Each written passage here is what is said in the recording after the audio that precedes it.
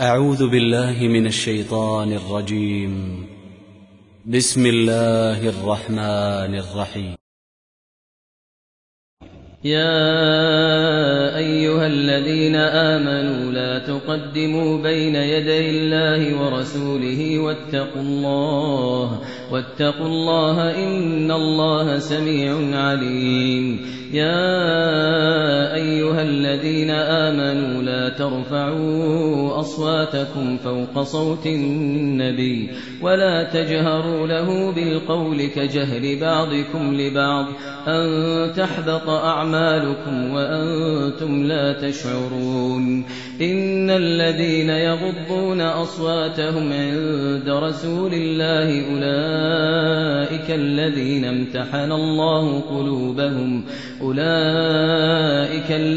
امتحن الله قلوبهم للتقوى لهم مغفرة وأجر عظيم. إن الذين ينادونك من وراء الحجرات أكثرهم لا يعقلون.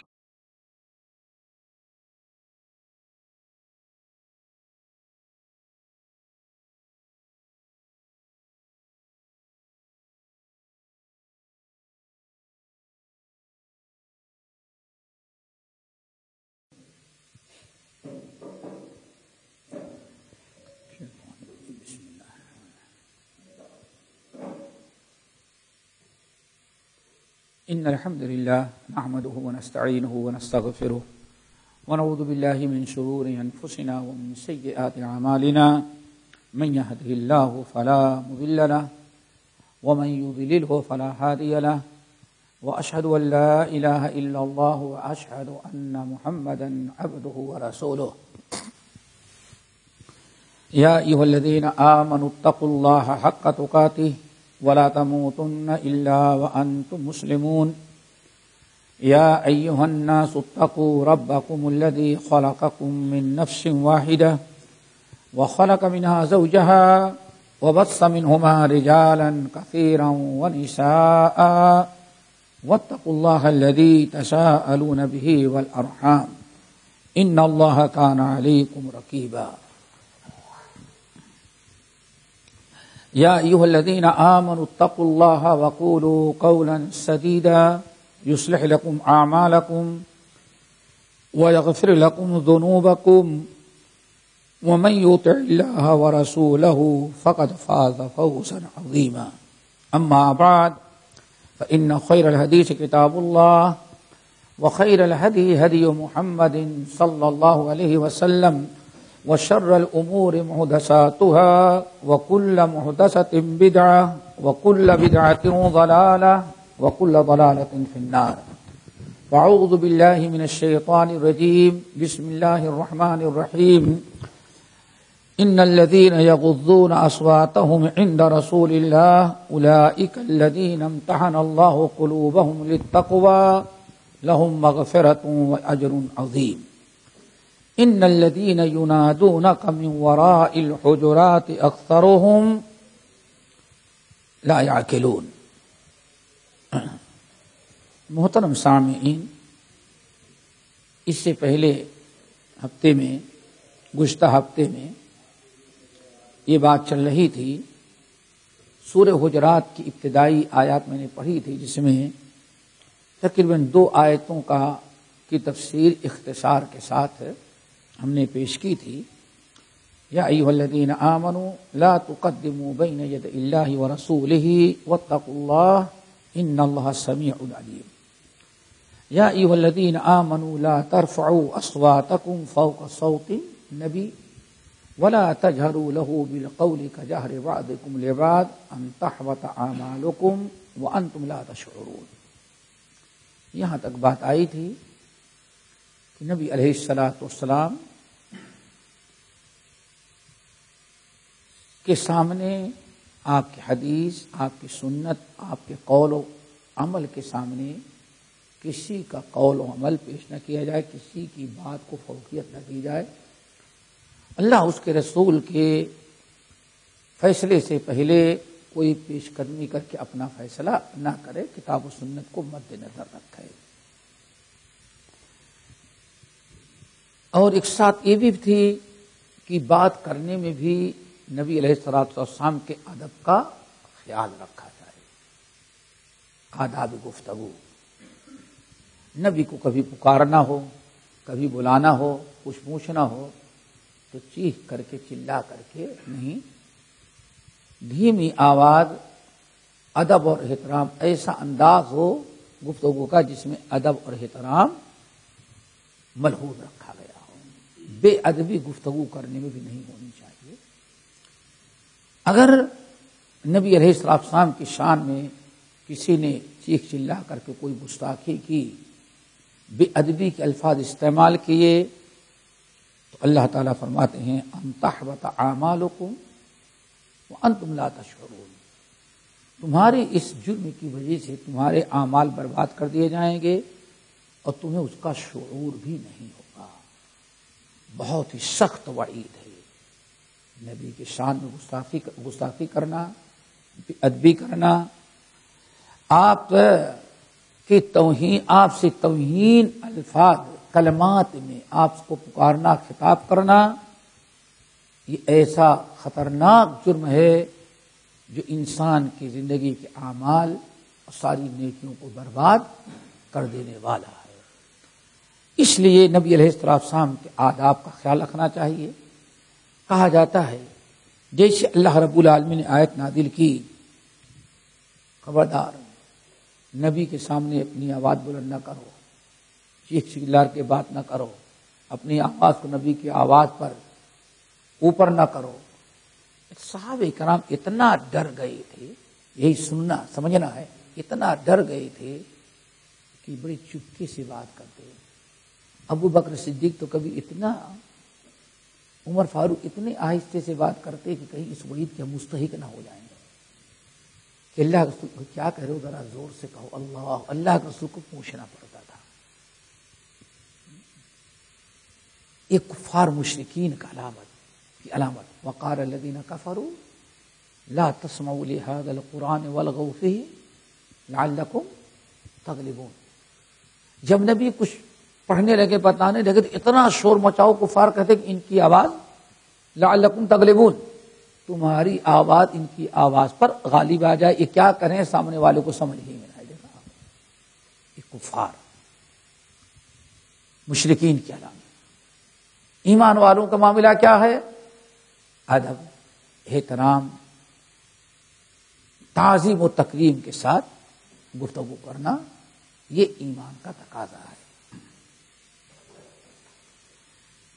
اگلی آیت، دو آیتیں آج پڑھی ہیں 3 اور 4، انہی پر آج گفتگو کریں گے. اللہ تعالی ہم سب کو عمل کی توفیق نصیب فرمائے. اللہ تعالی نے فرمایا ان الذین یغضون اصواتهم عند رسول اللہ اولئک الذین امتحن اللہ قلوبهم للتقوی. یقیناً جو لوگ اپنی آواز پست رکھتے ہیں رسول اللہ صلی اللہ علیہ وسلم کے سامنے، یہ سب سمجھیں، یہ بڑی اہم چیز ہے. اس کو اتنا تو ہم سمجھتے ہیں، لیکن ہم جو بتانا چاہتے ہیں اس پر ذرا خاص توجہ رکھیں، یاد رکھیں. ان الذین یغضون اصواتهم عند رسول اللہ، یقیناً جو لوگ اللہ کے رسول کے پاس بیٹھتے ہیں تو اپنی آواز پست رکھتے ہیں، نہ تو کبھی نبی سے آگے بڑھتے ہیں، پیش قدمی کرتے ہیں، نہ اپنی آواز کو نبی کی آواز پر بلند کرتے ہیں، اور نہ تو نبی کو پکارتے ہیں تو چیخ چلا کر کے پکارتے ہیں، ادب کے ساتھ. اللہ نے فرمایا اولئک الذین امتحن اللہ قلوبهم للتقوی، یہی لوگ ہیں جن کے دلوں کو اللہ تعالی نے امتحان اختیار کر لیا ہے، چن لیا ہے تقوی کے لیے. ان کے دلوں کو اللہ تعالی نے کس کے لیے چن لیا ہے؟ تقوی. کیا مطلب؟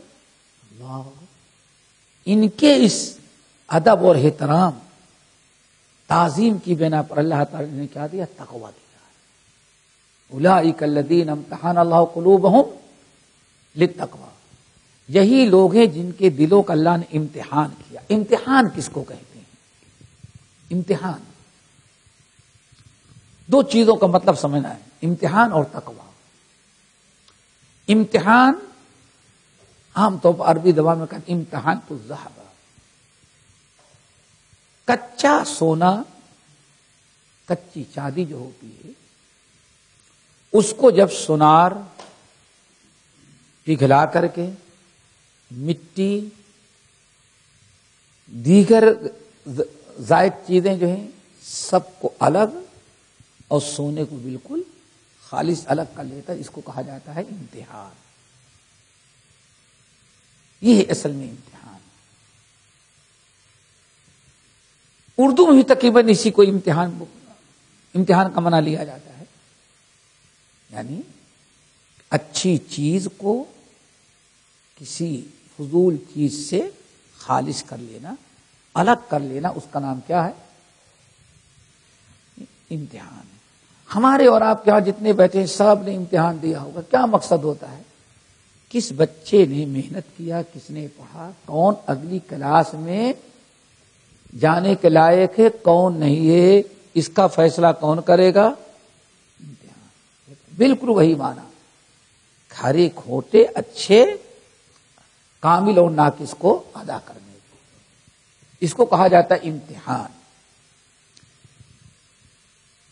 اربوں خربوں کروڑوں انسان تھے. اللہ فرماتے ہیں ان لوگوں نے نبی کا ادب و احترام کیا، اطاعت و فرما برداری کی. اللہ نے انہی کے دلوں کو کس کے لیے چن لیا ہے؟ تقویٰ کے لیے. دیکھا، یہ ہے تقویٰ، امتحان. تقویٰ کے لیے چن لیا ہے. اس کے دو تین معنی بتائے جاتے ہیں. نمبر 1، عمر ابن الخطاب رضی اللہ تعالی عنہ، اولئک الذین امتحن اللہ قلوبہم، اللہ تعالی نے ان کے دلوں کو اپنی اطاعت و فرما برداری کے لیے چن لیا ہے. اولئک الذین امتحن اللہ قلوبہم، ان کے دل کو اللہ تعالی نے اطاعت و فرما برداری کے لیے شرح صدر کر دیا، کھول دیا ہے. جب بھی نبی کا کوئی حکم آتا ہے، اللہ کوئی حکم آتا ہے، کبھی ان کا دل قبول کرنے میں آگے پیچھے نہیں ہوتا، فوراً قبول کر لیتے ہیں. یہ کون تفسیر کر رہا ہے؟ عمر ابن الخطاب. اولئک الذین امتحن اللہ قلوبہم للتقوی، ہمیشہ ان کا دل فرما برداری ہی پر راضی ہوتا ہے، نافرمانی پر کبھی راضی نہیں. سینہ کھول دیا ہے. انہیں اللہ اس کے رسول کی فرما برداری ہی اچھی لگتی ہے، نافرمانی اچھی لگتی ہی نہیں. اس کا اندازہ صحابہ کرام کی سیرت سے لگائیں. کوئی ایک موقع ایسا نہیں کہ صحابہ نے قبول کرنے میں کبھی کیا کیا ہو، ہچکچاہٹ. بہت واضح مثال دیکھو، عرب کے لوگ ساری زندگی گزر گئی تھی ان کی شراب پینے میں، شراب پیتے تھے، شراب ان کی فطرت بن چکی تھی، بغیر اس کے ان کا زندہ رہنا مشکل تھا. اللہ تعالیٰ نے جب حلال حرام جائز ناجائز کی آیات مدنی زندگی میں نازل کرنے لگا تو صحابہ کرام کو یہ شک ہوا کہ بھائی ہم لوگ شراب پیتے ہیں، حلال ہے یا حرام. دیکھیں اب خود فکر ہو رہی ہے. اب اللہ تعالیٰ کے حکم کا انتظار نہیں بلکہ ان کو خود فکر ہوئی. کیوں؟ اللہ نے ان کے دلوں کو تقویٰ کے لیے قبول کر لیا تو شراب کہاں ان کو اچھی لگ سکتی ہے؟ بے قراری بے چینی. آخر کار صحابہ کرام نے اللہ رسول سے پوچھا، وَيَسْأَلُونَكَ عَنِ الْخَمْرِ وَالْمَيْسِرِ، اللہ رسول یہ آپ سے پوچھ رہے ہیں شراب اور جوئے کے بارے میں. دیکھا، خود چل کر کے آئے، انتظار نہیں. ان کا ایمان انہیں مجبور کر دیا. کہ کیا ہو رہا ہے یا رسول اللہ، حلال ہے کہ حرام؟ اللہ تعالیٰ ان پر مہربانی کیا، فرمایا قل فیہما اسم کبیر ومنافع للناس، ہر قسم کے لوگ تھے۔ اللہ تعالیٰ نے ایک عجیب سی بات بیان کر دی، یہ آپ سے پوچھ رہے ہیں شراب کے بارے میں، تو آپ کہہ دیجئے شراب میں کچھ فائدہ تو ہے، لیکن شراب کا گناہ اور نقصان بڑھا ہوا ہے۔ سب کے سمجھ میں آ گیا؟ ایک پہلی آیت شراب کے بارے میں، پہلی آیت وَيَسْأَلُونَكَ عَنِ الْخَمْرِ وَالْمَيْسِرِ قُلْ فِيهِمَا اسْمٌ كَبِيرٌ وَمَنَافِعُ لِلنَّاسِ، لوگوں کو فائدہ ہے، بزنس چل گیا، بزنس چل رہا ہے نا، جتنا آدمی فالتو رہے گا اتنا ہی کرتی ہے، سب کی مندی ہوگی لیکن اس کی چل رہی، لیکن گناہ اس سے بڑا۔ اب جو بہت سارے لوگ تھے، بھائی جس نقصان زیادہ ہے تو کرنا ہی کیوں اس کو چھوڑ، لیکن اللہ نے بھی حرام نہیں کیا۔ ایک عرصے تک بات چل رہی تھی، اللہ نے چھوڑ دیا۔ اسی اسنا میں ایک حادثہ پیش آیا، اذان ہوئی، لوگ شراب پیے ہوئے تھے، مغرب کی نماز میں امام صاحب کھڑے ہوئے، نماز پڑھانے لگے تو سورۃ الفاتحہ کے بعد قل یا ایھا الکافرون اعبدوا ما تعبدون، لا نکال دیا، نشے میں لا ختم ہو گیا ہے، لا اعبدوا ما تعبدون، جن کی عبادت تم کرتے ہو ہم ان کی عبادت نہیں کر سکتے، ہم مسلمان ہیں تم غیر مسلم، لا نکال دے تو کیا ہو گیا؟ کافر، جن کی عبادت تم کرتے ہو انہی کی۔ اب شور مچا، شور ہوا، امام صاحب نے کیا پڑھ دیا؟ اللہ رب العالمین دوسری آیت نازل کر دی، لا تقربوا الصلاۃ وانتم سکارا، تم شراب پی کر کے نماز کے قریب نہ جاؤ۔ نماز تو پڑھنی ہے، نماز کے وقت نشہ نہیں ہونا چاہیے۔ اب اللہ نے بریک لگا دیا، ایک عرصے تک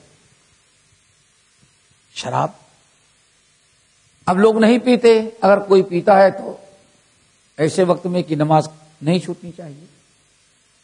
یہ جب مسئلہ چل رہا تھا تو صحابہ کرام کچھ پریشان تھے، خاص طور عمر فاروق، اللہم بین لنا بیانا شافیا، اللہ تعالی ہمیں دو ٹوک فیصلہ چاہیے، حلال یا اللہ اکبر۔ یہ کون سی چیز تھی؟ ان کا تقوی ان کو مجبور کر دیا۔ اولئک الذین امتحن اللہ قلوبہم للتقوی، یہی لوگ ہیں جن کے دلوں کو اللہ نے تقوی کے لیے چن لیا، حق کے علاوہ باطل ان کا دل قبول ہی نہیں کرتا، کیونکہ اللہ نے ان کے دل کو منتخب کیا۔ عمر فاروق، دوسرے لوگ کہتے اللہم بین لنا بیانا شافیا، اللہ تعالیٰ کوئی دو ٹوک فیصلہ سنا دے، حلال یا حرام، ہم یہ چاہتے ہیں۔ پھر اللہ رب العالمین نے آیت نازل کی، یا ایھا الذین آمنوا انما الخمر والمیسر والازلام والانصاب والازلام رجس من عمل الشیطان، ایمان والو اب سب ختم کرو، یہ جوا شراب یہ سب چکر شیطان کے، شیطان کا کام۔ وَيَصُدَّكُمْ عَنْ ذِكْرِ اللَّهِ إِنَّمَا يُرِيدُ الشَّيْطَانُ أَنْ يُوقِعَ بَيْنَكُمُ الْعَدَاوَةَ وَالْبَغْضَاءَ، تمہیں آپس میں لڑانا چاہتا ہے شراب پیلا کر کے، نماز سے روکنا چاہتا ہے اللہ تعالیٰ کے ذکر سے۔ جب اتنی برائیاں شیطان شراب سے کے پیچھے پلا کے کرواتا ہے، هل انتم منتہون، اب تم شراب سے باز آتے ہو کہ نہیں، چھوڑتے ہو نہیں چھوڑتے؟ اللہ اکبر۔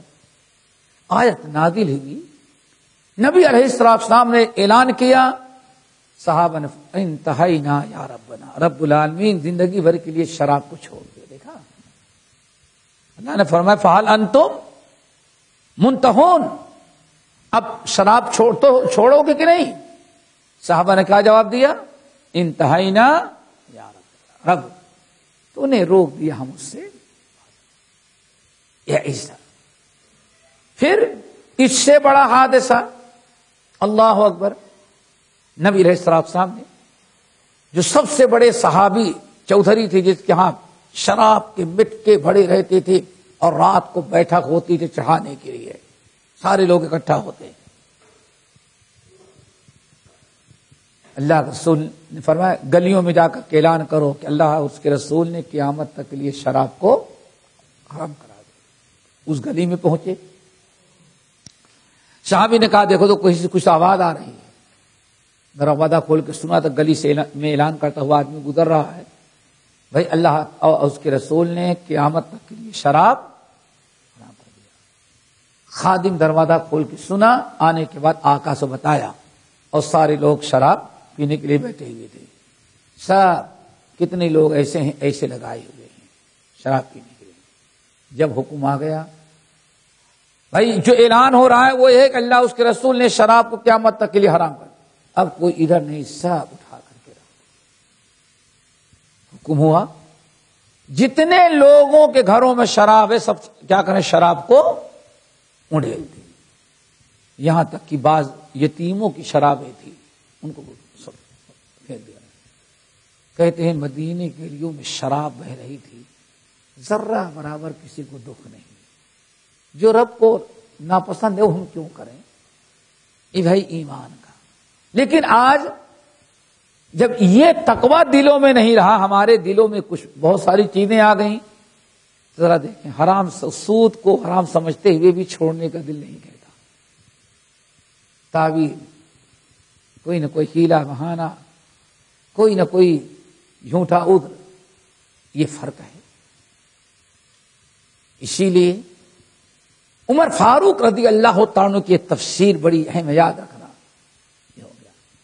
ایک دوسری تفسیر ہے حضرت عبداللہ ابن عباس رضی اللہ تعالیٰ عنہ ترجمہ قرآن کی، انہوں نے بڑی عجیب سے تفسیر کی، کہا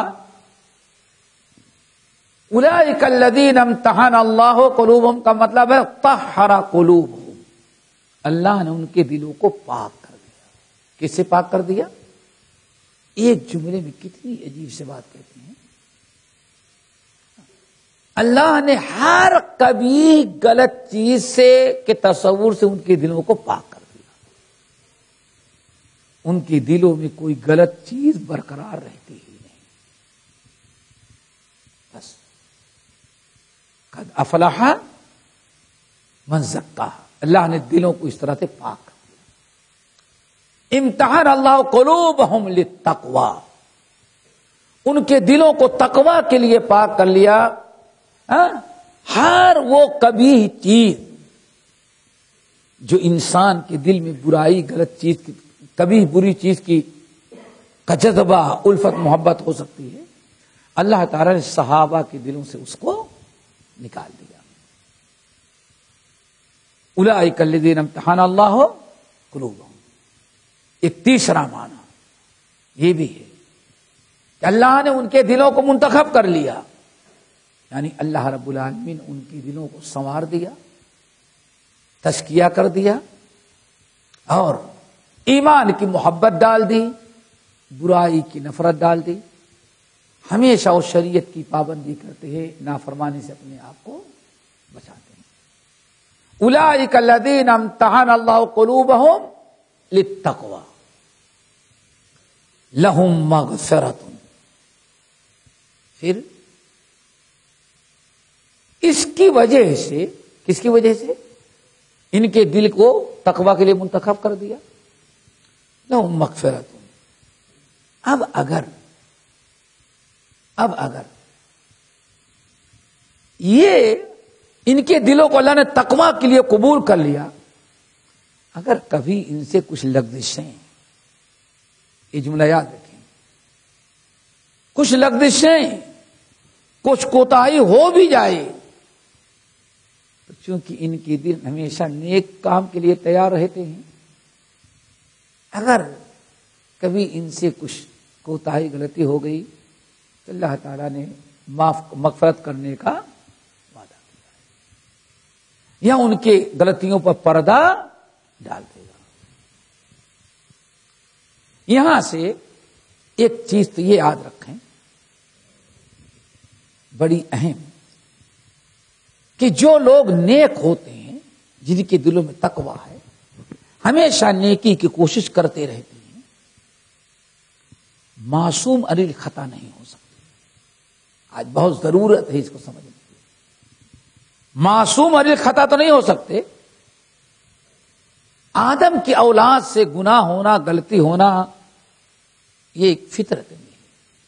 اللہ کے رسول نے ارشاد کل بنی آدم خطاؤن وخیر الخطائین التوابون۔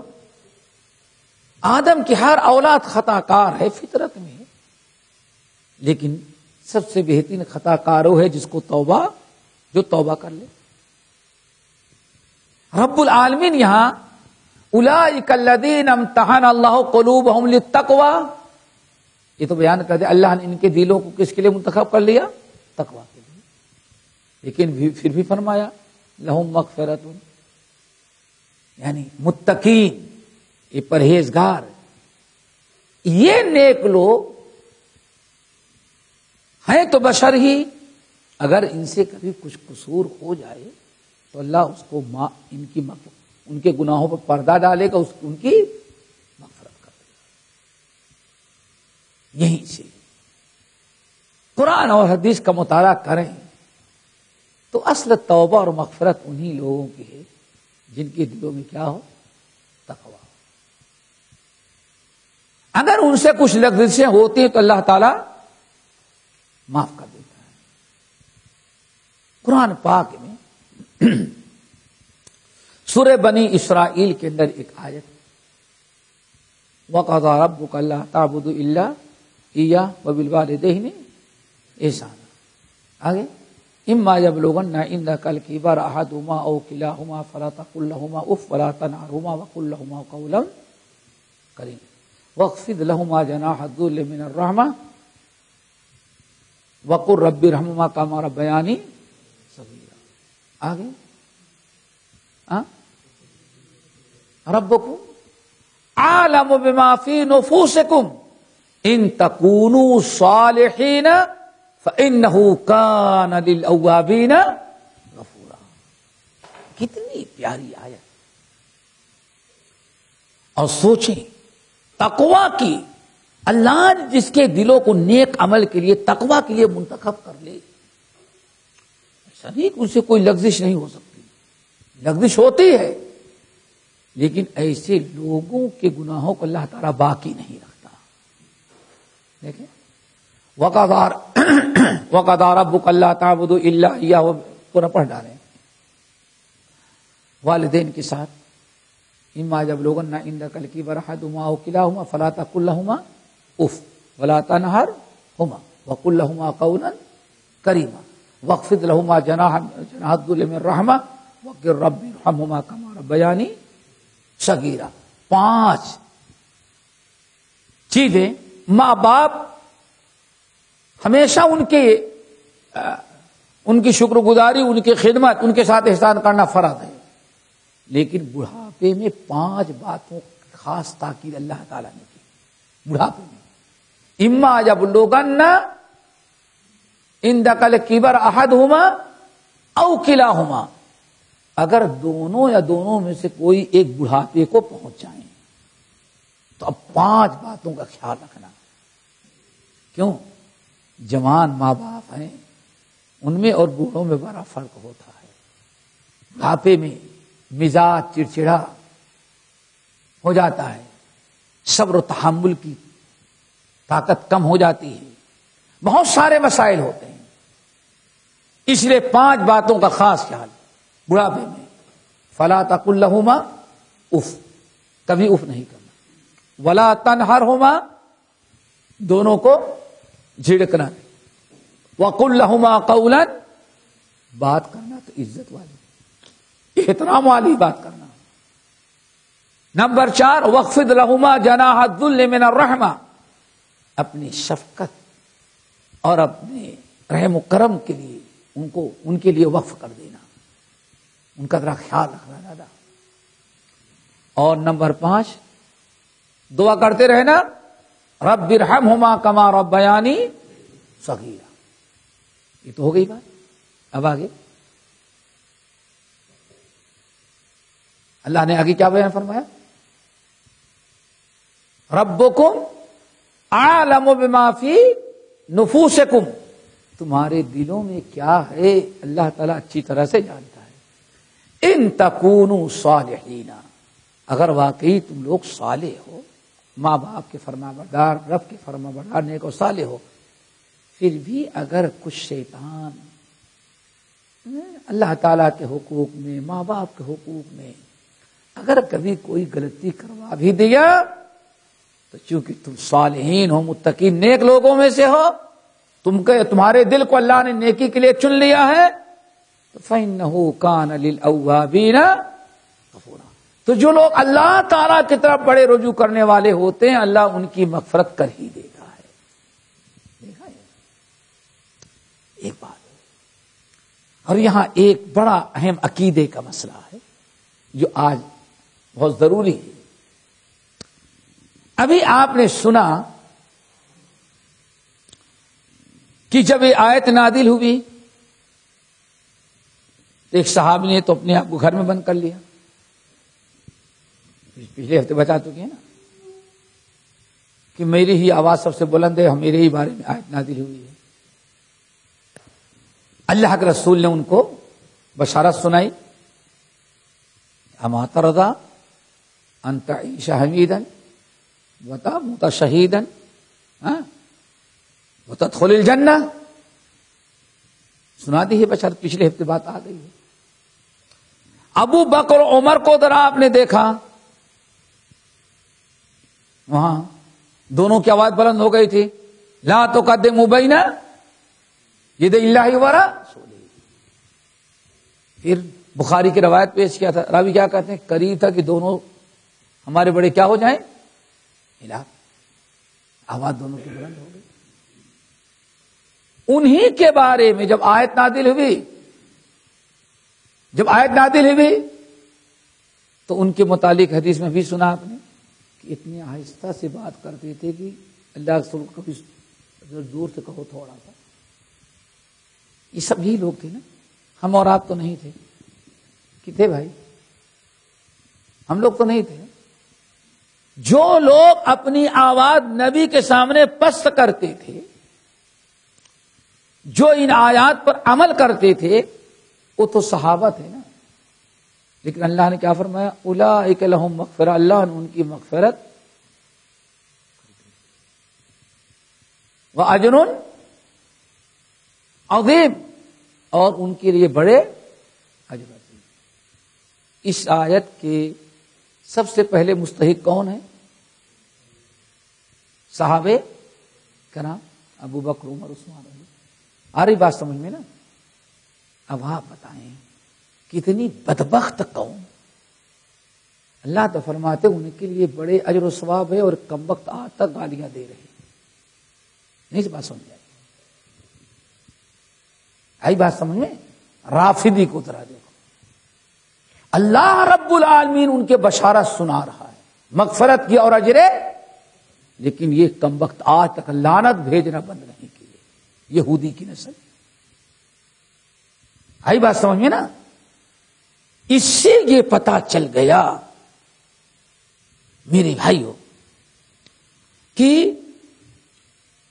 ایک تیسری چیز اور، یہ تو بات سمجھ میں آ گئی صحابہ کا والا، کہ جب اللہ رب العالمین نے ان کے عیوب کا ذکر نہیں بلکہ فرمایا یہی ہے جن کے دلوں کو اللہ نے کس کے لیے منتخب کیا، جس کے دل کو رب تقویٰ کے لیے منتخب کر لی، کبھی مرتد ہو سکتا ہے وہ، کبھی اس کے دل میں اہل بیت کے متعلق بغض عناد آ سکتا ہے. سوچنے کی چیز ہے. یعنی اسی لیے شیخ الاسلام ابن تیمیہ کہتے تھے دنیا میں ہر قوم نے اپنے رسول کے صحابی کی کیا کیا ہے، عزت. صرف رافضی ایک امت ایسی ہے، قوم، جس نے اپنے نبی کے صحابہ کو گالیاں دینا ثواب سمجھا ہے. یہود و نصارا دنیا کی کسی قوم کو نہیں اپنے بڑوں کے استاد، اپنے بڑوں کے شاگرد، اپنے نبیوں کے ساتھیوں کی عزت اور احترام، لیکن اگر دنیا میں کسی نے اپنے نبی کے صحابیوں کی توہین کی، دشمنی لیا اور گالی دینا ثواب سمجھا تو دنیا کی رافضی شیعہ قوم ہے. اس کے باوجود بھی بڑے اچھے ہیں لوگ. اولئک لہم اولئک الذین امتحن اللہ قلوبہم للتقوی. اسی لیے اس نقطہ جو ہے عقیدے کا، صحابہ کی عظمت، ان کی تقریب، ان کی تعظیم، ان کا تقوی، ان کا دین، اور اپنے لیے ان کو اسوہ اور قدوہ بیان سمجھنا قیامت تک کے آنے والے مسلمانوں پر فرض ہے. اسی لیے جب ان کے دلوں کو اللہ نے چنا تو صحیح بخاری کی روایت کتنی اہم. اے لوگوں خبردار، میرے صحابہ کو کبھی برا نہیں کہنا، میرے صحابہ کو کبھی گالی نہیں دینا. لا تتخذوہم غرضا، میرے صحابی کو کبھی تنقید کا نشانہ نہیں بنا، انگلی نہیں اٹھانا ان پر. ہمیشہ ان کی نیکیوں کا تذکرہ کرنا، ان کی لغزشوں کا تذکرہ نہ کرنا. یہ سب اللہ رسول نے ہدایت دی ہے. یہ سب کچھ ہے.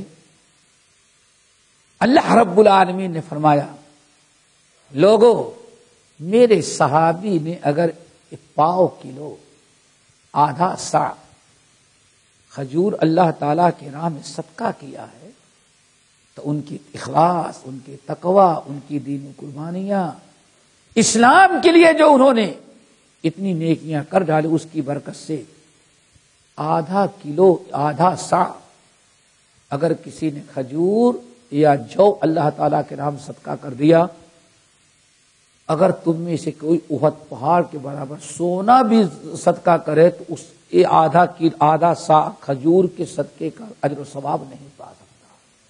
کیا رہ گیا؟ یہ بات تو ہو گئی عقیدے کی. اور یہاں ایک چیز اور ہے، وہ بھی بڑی اہم ہے، اس سے بھی بہت سارے عقیدے کی باتیں آتی ہیں. اللہ رب العالمین نے یہاں صحابہ کے بارے میں کیا بیان فرمایا؟ یہاں سارا تذکرہ چل رہا، لا تقدموا بین یدی اللہ ورسولہ یا ایھا الذین آمنوا لا ترفعوا اصواتکم فوق صوت النبی ولا تجہروا لہ بالقول. یہی سب چل رہا ہے نا. اللہ نے فرمایا یہ لوگ جنہوں جو اپنی آواز کو اللہ رسول کے سامنے پست رکھتے ہیں، یہی لوگ ہیں جن کے دلوں کو اللہ نے کس کے لیے منتخب کر لیا ہے؟ تقوی کے لیے. یہاں آپ حضرات جانتے ہیں پہلی آیت سے لیں، نہ روزے کا تذکرہ، نہ نماز کا تذکرہ، نہ توحید کا تذکرہ، نہ حج اور زکوٰۃ کا تذکرہ، نہ جہاد اور ہجرت کا تذکرہ ہے کہیں؟ یا ایھا الذین آمنوا لا تقدموا بین یدی اللہ ورسولہ واتقوا اللہ ان اللہ سمیع علیم. یا ایھا الذین آمنوا لا ترفعوا اصواتکم فوق صوت النبی ولا تجہروا لہ بالقول کجہر بعضکم لبعض ان تحبط اعمالکم وانتم لا تشعرون کجہر بعضکم لبعض. یہ سب یہی چل رہا ہے. پھر آگے ان الذین یغضون اصواتهم. اب آپ بتائیں شروع آیت سے لے کر کے یہ تیسری آیت تک جو کچھ آپ نے سنا، صرف نبی کے احترام، نبی کی آداب، نبی کے احادیث، آپ کے اقوال اور افعال و سنتوں کی اہمیت اور عظمت، ان کا مقام و مرتبہ، یہی سب چیزیں ہیں نا. اگر دیکھا جائے تو سارا معاملہ ادب اور احترام کا ہے. نبی کی ذات، نبی کی سنت، نبی کے قول اور کردار، یہی ہے نا بھائی. کوئی روزے، نماز، حج، زکوٰۃ، ہجرت اور جہاد کا تذکرہ تو ہے نہیں. اللہ فرماتے یہ جو لوگ آداب بجا لے رہے ہیں، انہی کے دلوں کو اللہ نے کیا منتخب کیا؟ کس کے لیے؟ تقویٰ کے لیے. پتہ یہ چل گیا کہ دین کا، اسلام کا، سنت کا، شریعت کا، بڑوں کا، بزرگوں کا اللہ تعالیٰ کے جو شعائر ہیں، علماء ہوں، ائمہ مجتہدین ہوں، ان تمام کا احترام تقوی کی بنا پر ہوتا ہے۔ کس کی بنا پر؟ تقوی۔ دل میں اگر تقوی ہے اس کی علامت یہ ہے۔ سورۃ حج میں مثال کے طور پر شاعر اللہ، شاعر اللہ سمجھتے ہیں نا، یعنی دین اسلام کی علامات، نشانیاں، وہ چیزیں جس کے ذریعے پتا چلتا ہے کہ یہ کیا ہے، مسلمان ہے، یہ محلہ مسلمان کا ہے۔ اللہ اکبر۔ ان تمام شعائر کا احترام کرنا، عزت کرنا، تکریم کرنا، یہ ہر مسلمان کے اوپر کیا ہے، اور یہی تقوی کی نشانی ہے۔ سورۃ الحج کے اندر اللہ رب العالمین نے احرام، کس کا احرام، مکے میں ذبح کرنے کا جانور، بکرا، بکری، اونٹ، اونٹنی، گائے ہے، جس کو ہدی کیا کہا جاتا ہے، ہدی کہا جاتا ہے، جس کو ہم لوگ قربانی کہتے ہیں۔ آپ سوچیں ذرا، مکہ، مینا، مزدلفہ، رمی جمرات، حجر اسود، مقام ابراہیم، خانہ کعبہ، یہ ساری چیزیں ہیں نا، سب کا تعلق نہ وہ نبی ہے، نہ رسول ہے، نہ پیغمبر ہے، یہ تو جانور ہیں، یہی ہے نا، جانور ہیں، یا پتھر کی عمارتیں ہیں، یہ زمین کا ٹکڑا ہے۔ بھئی عرفات کوئی سونے کی جگہ تو نہیں نہ ہے، مٹی ہی کا ٹکڑا۔ مزدلفہ مٹی کا ٹکڑا۔ خانہ کعبہ اللہ کا گھر، پتھر کی دیوار۔ مقام ابراہیم، حجر اسود، صفا مروہ سب دیکھے۔ ان الصفا والمروہ من، ان الصفا والمروہ من، حجر اسود، مقام ابراہیم تو چلو جنت سے آیا ہوا ہے، لیکن حجر صفا مروہ تو مکے کے پاس، لیکن شاعر ہیں، حج کے لیے علامات ہیں۔ حضرت ہاجرہ دونوں کے درمیان دوڑی تھی، اللہ تعالیٰ نے اس کو عزت دی ہے۔ ان تمام شعائر کا تذکرہ کرنے کے بعد اللہ نے فرمایا وَمَن يُعَظِّمْ شَعَائِرَ اللَّهِ فَإِنَّهُ مِن تَقْوَى الْقُلُوبِ، فَإِنَّهَا مِن تَقْوَى الْقُلُوبِ۔ وَمَن يُعَظِّمْ شَعَائِرَ اللَّهِ، جو شعائر اللہ کی عزت کرتا ہے، ان جگہوں کی جس نے عزت کی۔ وَمَن يُعَظِّمْ شَعَائِرَ اللَّهِ، جو ان شعائر اللہ کی، ان جگہ مقامات، ان جانوروں کی، ان پتھروں کی، ان مقامات کی عزت کرتا ہے، تو یہ تقوی کی وجہ سے کیا ہے، تقوی۔ اسی لیے یہاں سے بھی ایک اہم چیز ثابت ہوئی کہ اللہ کے نیک بندے وہ بھی ایک قسم کے کیا ہیں، شعائر اللہ ہیں، شاعر اللہ ہیں۔ پوچھا گیا یا رسول اللہ سب سے افضل لوگ کون ہیں؟ عارف الذین اذا رؤوا ذکر اللہ عز وجل، اللہ کے وہ نیک دیندار بندے جو اپنی امانت، تقوی، زہد، اپنی شرافت، اپنی دیانت، اپنے اخلاق اور کردار سے اتنے محبوب ہیں کہ لوگ ان کو دیکھتے ہیں تو لوگوں کو اللہ یاد آتا ہے۔ اور ان میں سب سے اعلیٰ درجے کے انبیاء اور انبیاء کے بعد صحابہ ہیں۔ یہیں سے بھی پھر وہی عقیدے کی بات آئی، ان تمام کو صحابہ کرام سے بڑے شاعر اللہ کون ہو سکتے ہیں؟ اللہ نے بیان فرمایا یہ بھی تقوی کی علامت ہے کہ شاعر اللہ کا احترام کیا جائے، شاعر اللہ کی عزت کی جائے۔ اور اس میں سب سے پہلے انبیاء کے بعد صحابہ کرام رضوان اللہ علیہم، اس لیے فرمایا اولئک الذین امتحن اللہ قلوبہم للتقوی لہم مغفرہ واجر عظیم، ان کے لیے بڑا اجر ہے، اجر عظیم ہے، اجر عظیم۔ کتنا بڑا ان کو اجر ہے، اللہ اکبر۔ ابھی آپ نے سنا کہ اللہ رسول نے کیا فرمایا، اگر کسی نے، میرے کسی صحابی نے ایک مد آدھا سع اگر کھجور صدقہ کر دیا ہے تو ان کو اللہ نے اتنا اجر و ثواب دیا کہ تم میں سے کوئی انسان احد پہاڑ کے برابر سونا صدقہ کر جائے جب بھی ان کے اجر و ثواب کو نہیں پاتا۔ یہ تو پہلی آیت۔ اگلی آیت، ان الذین ینادونک من وراء الحجرات اکثرهم لا یعقلون، جو لوگ آپ کو پکارتے ہیں آپ کے گھر اور حجروں کمروں کے کنارے کنارے کھڑے ہو کر، اکثرهم لا یعقلون، ان میں اکثر جو ہیں وہ ناسمجھ ہیں۔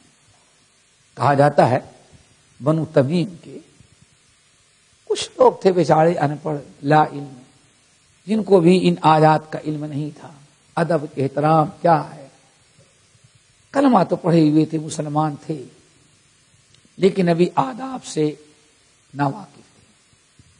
وہ کسی کام سے آئے اپنی کچھ ضرورت لے کر کے نبی علیہ السلام کے پاس، نبی علیہ السلام اپنے گھر میں تشریف لے جا چکے تھے، مسجد میں نہ ملے، ان کو تو اپنے کام سے ضرورت تھی۔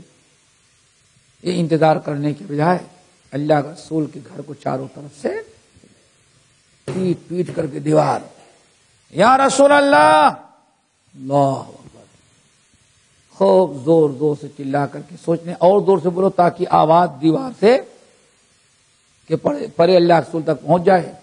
اللہ کے رسول نکلے، ہم انتظار کریں، ہمارا کام کریں۔ اللہ اکبر، بڑی بے ادبی ہوئی نا۔ اللہ کے رسول کی سارت میں آرام کر رہے ہیں، دروازہ پیٹا، دیواریں پیٹی، اللہ رسول آپ اب باہر نکلیے، میرا کام، میرے سوال کا جواب دے۔ اللہ اکبر، خوب پیٹ پاٹ کے ہنگامہ کیا۔ اللہ نے ان کے بارے میں آیت نازل فرمائی، ان الذین ینادونک من وراء الحجرات، جو لوگ، دیکھو اللہ نبی کو اللہ تعالیٰ کس طرح سے پابند کرتا ہے۔ وہاں کچھ لوگوں نے وَلَا تَجْهَرُوا بِالْقَوْلِ كَجَهْرِ بَعْضِكُمْ لِبَعْضٍ أَن تَحْبَطَ أَعْمَالُكُمْ وَأَنْتُمْ لَا تَشْعُرُونَ، منع کیا اگر تم لوگ بے ادبی کرو گے تو تمہارے اعمال اللہ برباد کرے گا، تمہیں پتہ بھی نہیں کرے گا۔ ان کے لیے وہ حکم، کیوں؟ پڑھے لکھے اللہ رسول کے مجلس میں رہنے والے، ان کی جہالت کا کوئی عذر نہیں تھا، سمجھئے؟ اور یہ لوگ جو آئے تھے ان کے پاس کوئی علم نہیں، اس لیے اللہ نے نبی علیہ السلام کو خطاب کیا، ہمارے نبی جو حکم پہلے ہے ان لوگوں پر نافذ نہیں کیے، جاؤ تمہارے بھی اعمال برباد ہو گئے، جاؤ نہیں۔ ان الذین ینادونک من وراء الحجرات، بے شک جو لوگ حجرہ کہتے ہیں، حجرہ شریفہ کہتے ہیں نا، کس کا؟ بابا والا مجاور جہاں بیٹھتا ہے نا وہ حجرہ شریفہ، سمجھے نا؟ قرآن تو نبی کے حجرے کو حجرہ کہے، ہمارا پیر کے حجرے کو بلا شریفہ کے کچھ ہوتا ہی نہیں۔ اسی لیے کسی نے کہا ہمارے ساتھ بہت پہلے ایک حج میں تھا، اور تھے بھا چاچا بڑے کڑک، اسے کسی نے کہا حج میں آئے تھے، کہاں سے آ رہے ہیں؟ براؤ شریف سے، براؤ کوئی کی درگاہ کے۔ کہا بیوقوف، ہم نے تو آج تک دو ہی شریف سنا تھا، تیسرا شریف کہاں سے آ گیا؟ ایک مکہ شریف، ایک مدینہ شریف، یہ تیرا شریف کہاں سے آ گیا؟ اللہ اکبر. میرے بھائی کہنے کا مطلب یہ کہ ذرا سوچو، نبی علیہ الصلوۃ والسلام کو اللہ تعالیٰ کس قدر کیسے بہترین تعلیم دے رہا ہے کہ نبی دونوں کا مقام یکساں نہیں. یہ جو آپ کے گھر کے چاروں طرف کھڑے ہو کر کے دروازہ پیٹتے ہیں، دروازہ پیٹ کے نہیں تو سوچے کہ اللہ کے اندر کمرے میں ہوگا، پیچھے تو دیوار پیٹو اور خوب زور زور سے چلا کر کے یا رسول اللہ. اللہ نے فرمایا یہ جو آپ کو پکار رہے ہیں آپ کے گھر کے پچھواڑے سے دیوار کے بورے کھڑے ہو کر کے پکار تو رہے ہیں، چلا رہے ہیں، بےعدبی کر رہے ہیں، اکثر لا یعقلون، لیکن ان میں اکثر جو ہے نا سمجھ ہیں. اللہ رسول نے اللہ اپنے نبی کو روک دیا ان کے ساتھ کوئی کارروائی نہ کرے. اسی لیے واقعی نبی کا مقام یہ تھا ہمارے. وہ آدمی کتنی بھی جہالت کرتا سوال کرنے میں کبھی آپ کو غصہ نہیں آتا رہا، تو اللہ نے فرمایا لا علم ہے اکثرهم لا یعقلون. شور تو مچایا، آپ کی نیند آپ کا آرام سب انہوں نے خلل میں ڈالا اور بڑے چیخ چیخ کر کے پکارا، لیکن یہ آپ کے شان میں گستاخی کرنے کی نیت نہیں. ان کا مقصد آپ بیدار ہو آئیں، ان کا کام ہو جائے، ان کو اپنے کام سے سروکار، ان کو کیا لینا دینا. اکثرهم لا یعقلون، ان میں نہ سمجھ نہیں سب، ان سے درگزر کر. اسی لیے اللہ دیکھو اس حدیث پر درگزر ہو کر جاہل انسان، جب نبی علیہ السلام کی مجلس میں مسجد میں ایک شخص آیا، آنے کے بعد تحیۃ المسجد پڑھی، تحیۃ المسجد پڑھنے کے بعد آیا آپ کے بازو میں بیٹھ گیا، بیٹھا رہا، اس کو پیشاب آیا تو سوچا کہ اسلام میں یہ تو کسی کے سامنے ان کی طرف رخ کر کے تو پیشاب کرنا حرام ہے، بے پردگی ہوگی. تو اسی لیے اس نے سوچا کہ سب سے آسان کیا ہے، مسجد کی دیوار کی طرف کھڑے ہو جاؤ. اب دیوار تو دیکھے گی نہیں، پیچھے سے کوئی نہیں دیکھ پائے، سطح ڈھپا رہے گا. کھڑے ہو کر کے پیشاب کرنا شروع کیا. جیسے پیشاب کرتے ہوئے صحابہ نے دیکھا مارو اس کو، مارو اس کو، بڑے زور سے. اللہ کے رسول نے فرمایا دعوہ، چھوڑ دو، چھوڑ دو. دیکھو اللہ کے رسول کو تعلیم دی جا رہی، اکثر لا، بہت غلطی کی ہے، بڑی گستاخی کی، بڑا آپ کو تنگ ستایا، لیکن کچھ کارروائی نہ کریں. ان کو سکھلائے کیوں؟ اکثر لا یعقلون، اکثر ان میں نہ سمجھیں. پیشاب کرنے لگا، سب لوگوں نے ڈانٹا، اللہ کے رسول نے سب کو منع کیا، اس کو پیشاب کر لینے دیا. جب پیشاب کر لیا تو اللہ کے رسول نے ایک آدمی فرمایا ایک بالٹی پانی لے کر کے آؤ. پانی لے کر کے اللہ کے رسول نے بالٹی کے پانی ڈالے. کہا دیکھو مسجد پاک ہو گئی، تم لوگ اس کو ڈانٹ رہے تو بیچارے کو نہ سمجھتے. پھر آپ نے اس کو بلایا، سنو سنو ادھر آؤ. دیکھو یہ مساجد جو ہیں یہ نماز کے لیے بنائی جاتی ہے، یہ مساجد ذکر و اذکار کے لیے بنائی جاتی ہیں، اعتکاف کے لیے، اللہ کی عبادت کے لیے. اگر کوئی یہاں بیٹھا ہے، تم بیٹھے تھے، پیشاب آیا تو یہاں پیشاب نہیں کیا جاتا. پیشاب کے لیے باہر جانا چاہیے تو تم کو، تم یہاں پیشاب کرنے، تو اللہ کا گھر ہے، یہاں مسجد میں پیشاب نہیں کیا. سمجھایا، بہرحال بیٹھ گیا. تھوڑی دیر میں ہاتھ اٹھایا، اللہم ارحمنا حرمنی، اللہم ارحمنی و محمدن، اللہ ہمارے اوپر رحمت نازل کرنا اور محمد پر، ولا ترحم معنا احدا، اور ہم دونوں کے ساتھ جتنے بیٹھے کسی پر رحم نہیں کرنا. دوسری غلطی، اللہ سن فرمایا اللہ کے مدد لقد تحجرت واسعا، تو نے اللہ تعالیٰ کی بڑی سے بڑی رحمت کو چھوٹی سے بنا دیا. یہ بھی غلطی ہے. آپ نے سمجھایا. جب اس شخص کو دین کی سمجھ آئی، کہنے لگا اللہ کے رسول جیسا استاد میں نے کبھی نہیں دیکھا. نہ گالی دی، نہ ہم کو ڈانٹا، نہ پھٹکارا، نہ ہم نے زجر توفیق کی، ہمیں بہترین تعلیم دے کر کے ہمیں رخصت کر دیا۔ ان الذین ینادونک من وراء الحجرات اکثرهم لا یعقلون۔ آگے اللہ ولو انہم صبروا، اگر یہ لوگ دروازہ پیٹنے، پیچھے سے جا کر کے دیوار پیٹ پیٹ کر کے چلا چلا کر کے آپ کو بلانے کے بجائے ولو انہم صبروا، اگر یہ مسجد ہی میں بیٹھے رہتے اور صبر کر لیتے حتی تخرج الیہم، یہاں تک کہ آپ اپنے معمول کے مطابق نکلتے اور ان کا مسائل حل کر دیتے تو لکان خیر لہم، ان کے حق میں بہت ہی بہتر، ان کو یہ کرنا، لیکن نادان ہے۔ چلیں واللہ غفور رحیم، اللہ بھی غفور رحیم ہے اور آپ بھی ان کو معاف کرتے ہیں۔ یہ ہے نبی، اللہ تعالیٰ عمل کے توفیق نصیب فرمائے۔ اقول قولی ھذا واستغفر اللہ من کل ذنب واتوب الیہ، سبحانک اللہم وبحمدک، اشہد ان لا الہ الا انت، استغفرک واتوب الیک۔